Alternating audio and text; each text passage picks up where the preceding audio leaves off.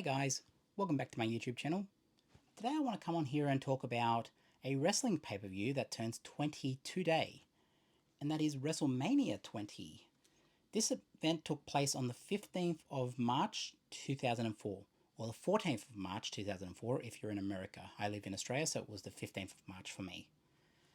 This was significant for me, this pay-per-view, because it was the first pay-per-view I ever ordered through Main Event through Foxtel. And for me, it's still probably my favorite wrestling pay-per-view. Obviously, I have a sentimental value towards it because it was the first one I ordered. My favorite wrestler at the time won his first title at this pay-per-view, which was John Cena. He won the United States Championship from the Big Show. And obviously, a lot happened at this pay-per-view. Obviously, it was one of my first times watching The Undertaker, because I started watching after the Survivor Series, where Kane had buried him alive. So my first experience actually experiencing The Undertaker, watching one of his matches, was this pay-per-view. So a bit of a backstory. I started watching wrestling in 2003. I don't remember the exact segment that I first watched. However, I do remember that it was, I believe, Chris Jericho going up to, I don't know if it was Booker T and Goldust or if it was someone else, maybe being Christian. But two people had a phone in their hand and were talking to, I believe, Rob Schneider.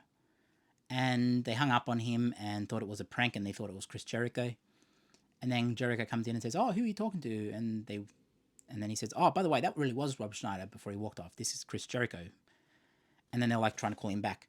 That was the first wrestling event I ever watched, and I don't remember what exact date or what exact program it was, but it would have probably been Raw from 2003. If one of my wrestling fans knows that exact segment, please tell me, because I've looked for it for many years and cannot find it. So yeah, I started watching in late 2003 or around then.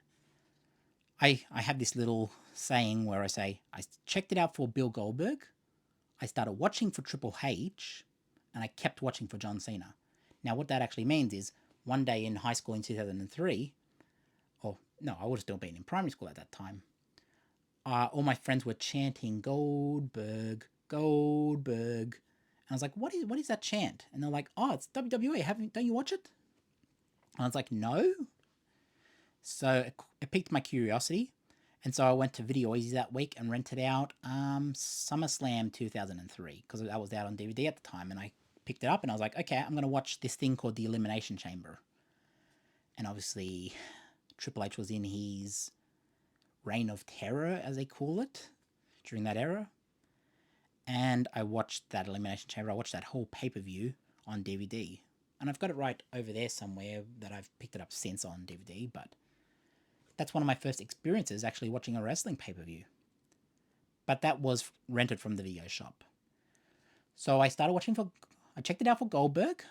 I started watching because of Triple H, because Triple H was just freaking awesome in my mind. I mean, he had a sledgehammer, he had the Evolution around him, he had the Nature Boy on his side. Woo! And yeah, Nate is a legend. I mean, obviously he gets accused of a lot of things, which some of it is warranted, I guess, because yeah, obviously he has done a lot of questionable things over the span of his life. But I mean, it's the Nature Boy, and he's one of the most iconic wrestlers. And obviously back then I didn't know much about Ric Flair, but obviously that was another wrestling thing I rented. I rented out the definitive, was it the definitive or the, what is it actually called? The Ric Flair collection. It's down here in my collection. I'm just going to see if I can see it, because I forget the name exactly. The Ultimate Ric Flair collection. That is what I rented from Video Easy. And obviously I watched all of his old matches. I watched Starrcade with, was it Dusty? Yeah, I think it was Dusty Starrcade. But all of that was on the special features of those, and I went back and watched everything. So yeah, Evolution I was really into. I started watching for that, and then obviously I checked out SmackDown, and I kept watching for John Cena, because John Cena was just very appealing to a teenage boy. I mean, obviously, he's going out there rapping, insulting people, and every teenage boy was just like, "Oh yeah, John Cena, he's our guy." And I know it made a lot of people very angry, but yeah, older fans were like, oh, John Cena, yuck. And all us kids were just like, yeah, John Cena, he's our boy, he's our guy. And you know what? It's generational, I guess. I mean, look, he won his first title at WrestleMania 20 because I want to bring this back to WrestleMania 20 because I always go off on topics and I know it kind of drives my viewers insane. But let's go back to WrestleMania 20. Opening bout of this pay-per-view was John Cena winning the United States title from Big Show. Really decent match. I mean, it wasn't anything too special. I mean, I think even Cena will probably admit it wasn't anything too special in terms of a match. But you know what? For a first WrestleMania match, for a first title win, this was alright. The next year he would beat the WWE title by beating JBL at WrestleMania 21. But for WrestleMania 20, this was the really start of the uprising of John Cena. I mean, he had a lot of fans at that time anyways, but this is where he went and started to transition into the face of the company. Because obviously Brock had left after this pay-per-view, so Brock Lesnar was on this pay-per-view first in Goldberg. Brock and Goldberg both had stated that were leaving the company after WrestleMania 20. And obviously that left a vacuum for someone to become the face of the company, and Cena did become the face of the company eventually. I mean, there were a lot of faces as a company. I mean, you can even say JBL was the face of the company at one point. Triple H definitely the face of the company, of Raw at least. You also have The Undertaker, who is just ever so constant. Shawn Michaels. There are a lot of people in this. Orton. But, yes, when we talk about wrestling, this is one of the most significant pay-per-views of all time. And I still have the copy that I recorded of pay-per-view, main event pay-per-view back in the day of Foxtel. The reason I keep this copy is because, A, it's significant to me. It's one of the first actually, is that the right one? I got one through eBay as well, so this is someone else recorded copy. This is actually my version. This has the correct one, I believe. Is this mine? This is mine. And I've still got that original thing out of the Foxtel guide back in the day. I've still got the original thing that was sent out, as well as the original label that I put on the video, because I didn't want to throw that away. I've replaced it, obviously, with a little WrestleMania logo now. But, because I've given it cleans many times over the years, like, that's why it's, I mean, still not perfect, but this baby is free of mold, because I look after this. This is one of the things I maintain, like it's a holy experience to me. Like, this is what I maintain. I love this copy of WrestleMania. This is as significant to my collector status as it is to my wrestling fan status and everything. Without this pay-per-view and this exact copy, I don't think I'd still be a wrestling fan, to be honest. This made me a super wrestling fan, like a massive one. So yeah, and why do I watch this one over... I have a DVD, why would I choose this over a DVD version? Well, there were some music changes from this to the DVD. All the things she said for Victoria, that was Victoria's theme at WrestleMania 20, that was replaced by the time it came to DVD because they had obviously lost the rights to all the things she said. And obviously that kind of annoyed me a bit. And, you know, Iconic Care match, Molly Holly and Victoria. I mean, this is when women's wrestling was still doing Playboy evening gown matches, and bra and panties and stuff like that. Molly Holly and Victoria went out and did a really good match at WrestleMania 20, and that's when I knew, because at that time you're a teenager, you don't really care. It's like you get to see Tori Wilson and Sable, but Sable was a bit old by that point. But Tori Wilson definitely, and I think they were against Miss Jackie and who was the other one? There was Miss Jackie and was it Dawn Marie? No, it wasn't Dawn Marie. Who were they against? Stacy. How do I forget Stacy Keibler? One of the people I actually started watching wrestling for, as well. I mean, when I actually switched on Raw for the first time, the first person I ever saw, outside of Jericho and that was the first broadcast I watched and the first time I actually switched it over and kept watching. But the first person I ever saw when I turned on WWE was Stacy Keibler. And obviously as a teenage boy, you're going to keep watching when you see Stacy Keibler. Even to this day, I watched her at the Hall of Fame. I think it was a full circle moment. Stacy is just freaking awesome. And yeah, I don't think she was anything special in the ring. She wasn't a massively great wrestler, but in terms of how iconic she is to the wrestling business, yeah, Stacy Keibler. But this is an era, as I said, Molly Holly and Victoria went out and put on a really good match for the fans in Madison Square Garden. And this is at an era where bra and panties matches and stuff like that was what the divas were pretty much considered. Were they still? Yeah, they were called divas back then, but like it wasn't the butterfly title at the time. It was the actual women's title. The Trish. I call it the Trish Stratus title because it was the title that became synonymous with Trish Stratus. And I guess guys like Mickie James later on as well. They held that title as well, but it was before the butterfly title. So, what else happened at this pay-per-view? Kurt Angle, Eddie Guerrero, mentioned previously, I believe. They had a match, Eddie Guerrero's first title defense since winning the title from Brock Lesnar at No Way Out 2004. Obviously, Brock had left the company at this time, went on to NFL, and then continued on to UFC later on. But he had his final match at this pay-per-view. Before that, Goldberg had also had his final match before. Obviously, he returned later, a decade or so later. But that was also his final match. Eddie Guerrero versus Kurt Angle is very underrated. It's one of my favorite WrestleMania matches ever. And yeah, it's very underrated. It doesn't get the credit it deserves. And then you have things like the main event, which I've been kind of dancing around and I haven't really talked about because it is a controversial main event now. I mean, at the time it wasn't controversial, but obviously after everything that's happened in 2007, it would be... I think it deserves mentioning, but look, every wrestling fan knows what happened with Chris Benoit. We all know what happened with Chris Benoit. We all know.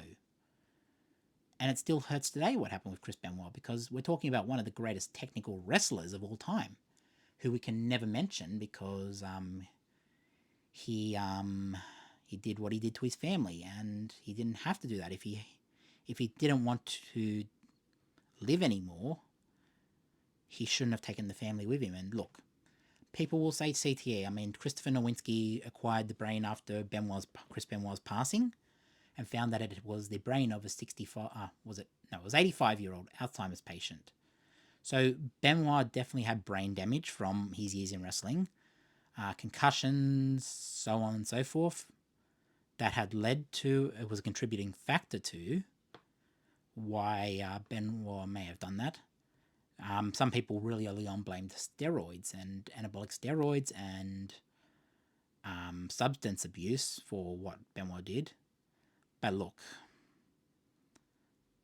the elephant in the room is, at the end of the day, it was DV.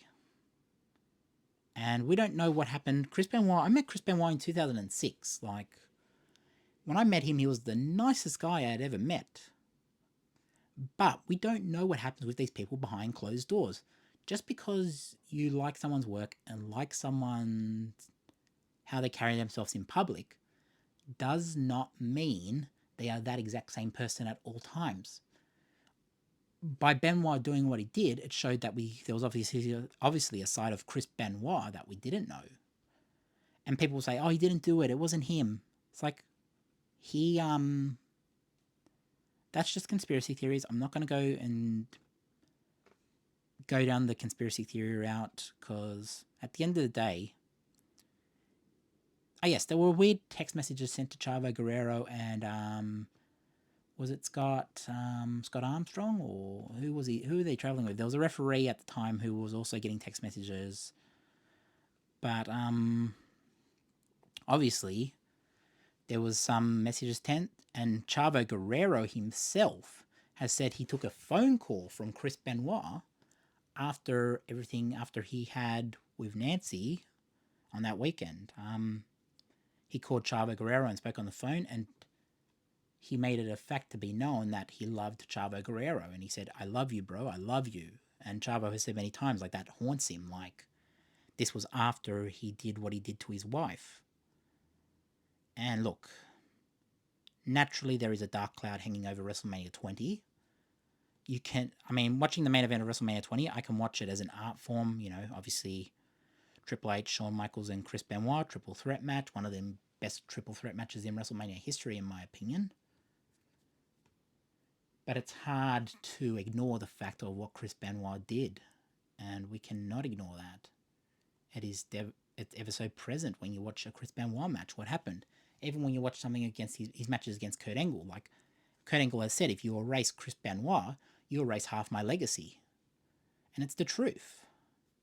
So naturally, I believe Benoit matches, they should still be available. They should still be watched, just with the modern understanding that like if you watch his head get hit or like a steel chair shot or something, it may have contributed to what happened down the line.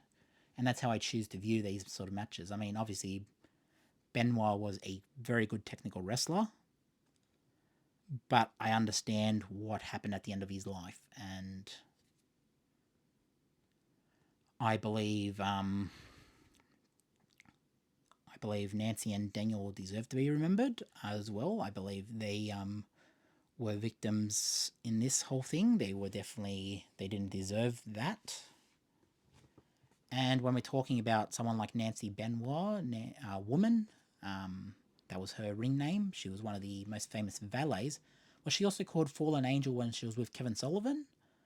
Either way, she was one of the most famous wrestling valets of all time.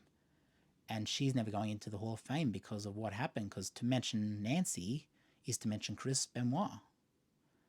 And it almost validates what happened. And that is, yeah, we can't really allow that to happen. But look, I believe someone like Nancy Benoit deserves to be in the Hall of Fame. Maybe not WWE because her family, her sister in particular, because I've watched Dark Side of the Ring, hold WWE somewhat responsible. When I believe Jim Ross showed up to the funeral, he was told, "You're not allowed in. We don't want you here. You're not allowed to be here." And Jim Ross was turned away from Nancy, or maybe even been Chris's funeral, but I think it was Nancy and Daniel. Jim Ross wasn't allowed to be there because he represented WWE. And look, I am kind of going off on a bit of a rant, but in terms of the Wrestling Hall of Fame, not WWE Hall of Fame, the Pro Wrestling Hall of Fame, if she's not in there already, Nancy Benoit, woman, fallen angel, whatever you called her back in the day, whatever her wrestling name was, whatever you knew her as. She was a valet for the Sandman. I mean, like, she was a valet for Ric Flair at one point. Like, I don't think her legacy needs to be completely ignored. I think she deserves to be in the Hall of Fame, and it would speak volumes if a wrestling Hall of Fame was to induct Nancy as woman for her valet work, for her impact to the business, and somewhat it may be a healing moment that she's in a Hall of Fame and the person who took her life isn't. I don't know if that would do anything for the family. I don't know if that would give them any sort of closure. I don't know if that would help them, but look, it is what it is with that situation. It's a very, very tough situation, and obviously we're all aware of it. We're all ever so aware of how the wrestling industry has changed since Chris Benoit. And obviously one of the best things to come of that tragedy, because look, it's a tragedy, but good has come of it. Now the wrestlers are healthier than ever. The last time I saw a steel chair shot to the head was when Cody had a gimmicked one in AEW, and even then it was gimmicked, and it was made to take the shot to the head, and it was gimmicked in a way, and it cut him very badly, obviously, but it was gimmicked in a way that he could take the shot with minor risk of concussion. But all wrestling fans, including myself, were like, get that out of wrestling. I mean, yes, we love wrestling, and we want, if a match needs a little bit of an X factor, there are other ways to do it without putting them in like a very risky situation with like a chair shot to the head or something that would lead to a concussion. Like, there are other ways to do it. Like, recently, I think there was a match, I think it was Sting's retirement match, and Darby, I don't know if it was real glass, but obviously with the way Darby Allin was bleeding on AEW, it would lead many to believe that it was real glass. And look, what Darby does in the ring is obviously would have been signed off on by Tony Khan, I guess, but I personally think that was a bit too extreme. And yeah, look, ECW was a product of its time. And there were matches on there. Like New Jack, obviously, ECW New Jack matches are very graphic, more graphic than that. But we're talking about something that's in 2024, and to use real glass is kind of it's a bigger risk than it needs to be. And look, if Darby was okay with it and he wanted to do that and he needed to do it and he felt it needed to happen as part of the match and he gave his consent and his whatever. Personally, as Tony Khan, I don't think Tony Khan should have authorized it, but at the end of the day, it will be seen as a match that is kind of iconic, I guess. One is obviously Sting's final match, but yeah. It's good that most wrestling matches these days don't need to be so graphic. And so many wrestling fans have went back to technical wrestling. We like to watch a good wrestling match if it's good. WrestleMania 25 is held to such high regard with Undertaker and Shawn Michaels because it's a really good wrestling match. And yes, there are instances in that match where things go wrong, where things don't line up, where it goes a bit outside the ring and all that stuff. But at the end of the day, I mean, obviously Undertaker went over the rope really badly, but it was more or less a technical match, and it definitely showcased the Heartbreak Kid Shawn Michaels. It definitely showcased the Undertaker, and that was the peak of the Undertaker's streak. Obviously, it would end 5 years later when Brock Lesnar ended the Undertaker's streak, but that 4-year period there of like Shawn Michaels, 2 matches with Shawn Michaels, 2 matches with Triple H, that was a really good era of WrestleMania. And then obviously if you count the CM Punk match there as well, like Taker was really good at WrestleManias. And obviously you wouldn't have that character without WrestleMania 20, where he returned as the Dead Man and started to make the Dead Man relevant again and tried to make it not the American Badass. And look, I've talked for 22 and a half minutes. Obviously, I've went a bit more into depth about Chris Benoit. But the thing is, wrestling has become such a niche community at the moment. Like, compared to what wrestling fans once were. When I started watching wrestling, in America, because the American ratings were still a thing, it was hitting probably 4 or 5 million each week. And that was alright. Like, for Raw, it peaked in the Attitude Era with 6, maybe 8 million each week, or whatever it was in America. In Australia, a lot of people were watching it back then. Obviously, John Cena was top of the company in 2005. So many people were watching him during 2005. 2004, it was Evolution, and Randy Orton got his uppance in WrestleMania as well. This was his first. Was it his first WrestleMania? Randy Orton's first WrestleMania. Either way, he went against The Rock and Mick Foley at WrestleMania 20. Another great thing. It is 20 years since WrestleMania 20, so today, this is WrestleMania 20's 20th anniversary. And I also have this on the official copy, so I'll hold the official copy. I've just photocopied them pretty much to my VHS copies. 20th anniversary.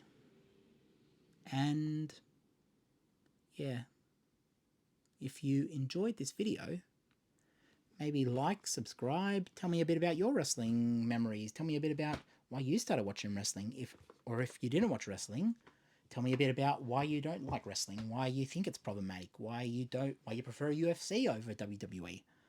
I'm always keen to hear from people who are fans of this, why they watch it, why they collect it. Are you a collector of wrestling media?